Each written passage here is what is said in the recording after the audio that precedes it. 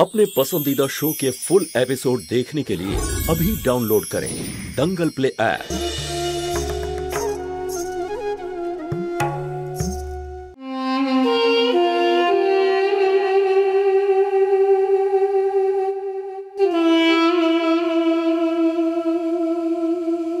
কোথাও যাচ্ছ তুমি? হ্যাঁ, ওই একটা শোয়ের ব্যাপারে মিটিং আছে, ইম্পর্টেন্ট, তাই যেতেই হবে। আমার মতে এই শরীর নিয়ে এত চাপ নেওয়া ঠিক নয়। আমার মনে হয় তোমার বিশ্রাম করা উচিত। হ্যাঁ বাবা, জানি আমি, কিন্তু কি করব, লোকের তো টাকা শোধ করতে হবে। আর আমি আগের চেয়ে বেটার ফিল করছি, মনে হয় ডক্টরের ওষুধ কাজ করছে। এটা তো খুব ভালো খবর, তুমি তাড়াতাড়ি সুস্থ হয়ে যাবে। হয়ে যাব, তোমার ভালোবাসার সাথে আছে যে। এখন তুমি আমার চিন্তা করো না, কাজে যাও। ঠিক আছে, তুমি যাও, কিন্তু আমায় প্রমিস করো তুমি বেশি চাপ নেবে না। ওকে বাবা, I promise. Bye bye. Stress তো এবার আমি দিতে যাচ্ছি, আর সেটাও আমি তোমার পূজনীয়া দিদি জ্যোতি বশিষ্ঠকে। আমার স্ট্রেস নেওয়ার দিন এবার গেছে।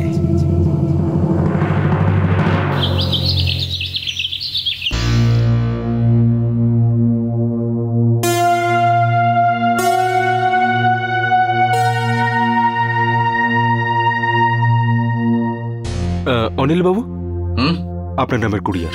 কোথা থেকে এসছে?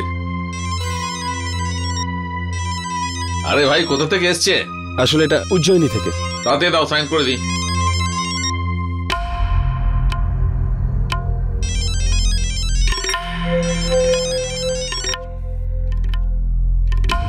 দীপু ফোনটা তুলছে না কেন?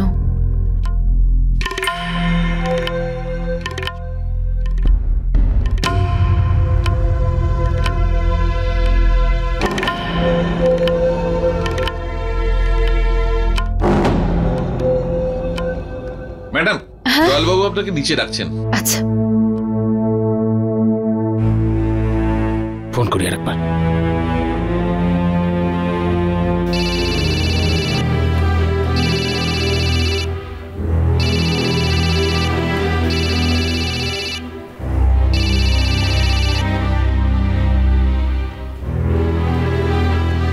জ্যোতি দিদি ফোন তুলছে না, আর মা তো এতক্ষণে বোধহয় পৌঁছে গেছে সুষমার বাড়িতে। ম্যাডাম, আপনার সঙ্গে দেখা করতে আপনার মা এসেছেন। মা,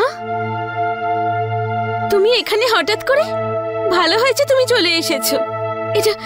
এটা আমার অফিস, আর আমি ওখানে বসে কাজ করি।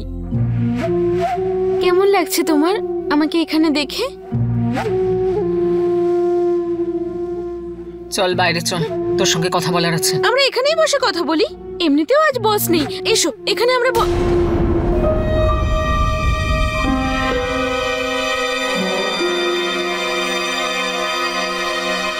আমি বললাম না, আমার সঙ্গে বাইরে চল, তোর সঙ্গে কথা বলার আছে। মা, আমি বাচ্চা নই। ঠিক আছে, চলো, আমি যাচ্ছি।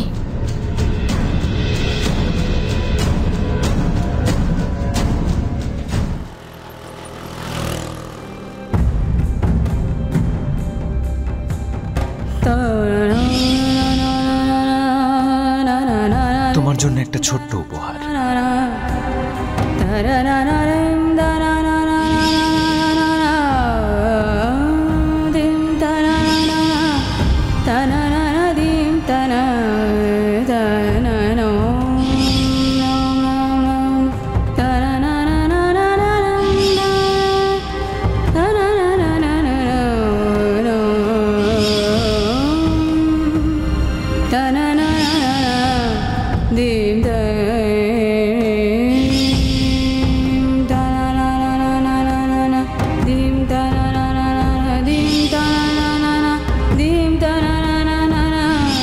জ্যোতির একটা ভুল ধারণা ছিল যে আমি ওকে ভালোবাসি।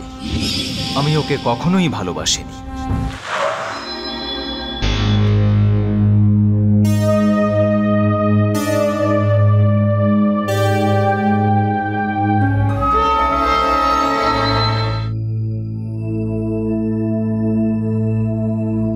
কি হয়েছে মা? মা বলে ডাকবি না আমাকে। তোকে নিজের মেয়ে বলে পরিচয় দিতে ঘৃণা করে আমার। আরে এমন কি কি কমতি রয়ে গেছিল তোকে মানুষ করতে যে তুই আজ হোটেলে নাচ করে বেড়াস? এত বড় একটা কাজ করতে তো লজ্জা করলো না? নিজের না হোক নিজের বাবার কথা ভাবদিস, নিজের পরিবারের সম্মানের কথা ভাবদিস একবার। তাহলে জ্যোতি মহারানী তোমাদের সব বলে দিয়েছে? বুঝেছি, ওর তো আমার সুখ সহ্যই হয় না। জ্যোতিকে একদম মাঝখানে টেনে আনবি না, ও এই সমস্ত ব্যাপারের মধ্যে একেবারে নেই। আর এমনিতেও ভুলটা আমার মেয়ে করেছে। কোন ভদ্র বাড়ির মেয়ে এমনটা করার আগে মরে যেত, কিন্তু তোর চোখে মুখে বিন্দু মাত্র লজ্জাও দেখতে পাচ্ছি না। না, আমার অনুশোচনা নেই, কারণ আমার কাছে আর কোনো রাস্তাই ছিল না। আর সত্যি বললে আমি যাই করেছি সেখানে শুধু আমার দোষ নয়, দোষ তোমাদের সবার ছিল। তোমাদের সবার জন্য, ওই জ্যোতির জন্য আমায় তাড়াহুড়োতে বিয়ে করতে হয়েছে।